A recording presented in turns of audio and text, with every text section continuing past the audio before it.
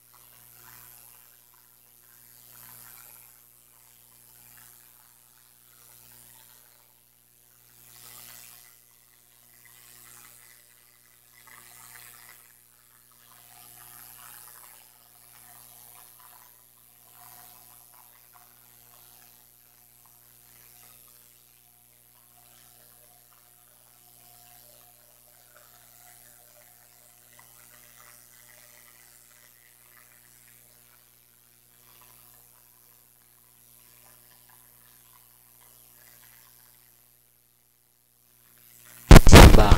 Talagang kumbaga binibigyan ng napakagandang masabi natin na siyempre popular si Alden kaya mas binibigyan siya ng priority ng pare. Ang ibig ko sabihin priority, talagang welcome na welcome siya. Di po ba talagang i-announce pa yung pangalan niya. Kaya nga po sabi ko sa inyo, malaki po talaga ang respeto ni Alden Richards pagdating po sa mga babae. Kaya kita nyo hindi niya magawang sabihin na kay Catherine ganito ganyan.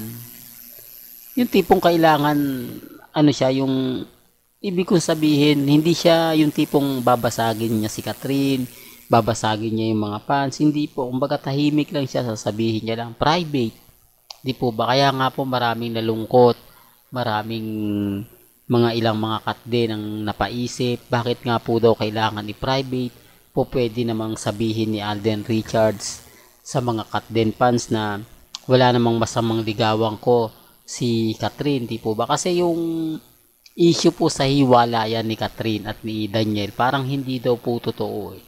Marami pa rin ako nakikitang Katnel fans na nagsasabing magbabalikan din daw po sina Catherine at si Daniel Padilla.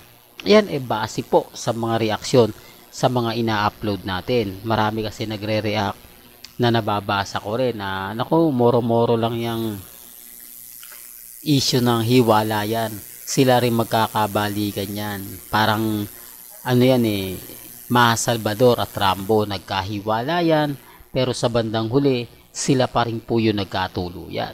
Di po ba? Kaya nga sabi ko sa inyo, kung titignan nyo galing po sa kasalan si Rambo at si Daniel.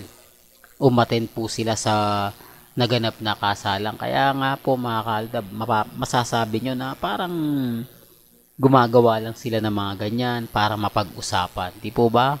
Pero may kanya-kanya tayong pananaw, hindi po tayo namimilit.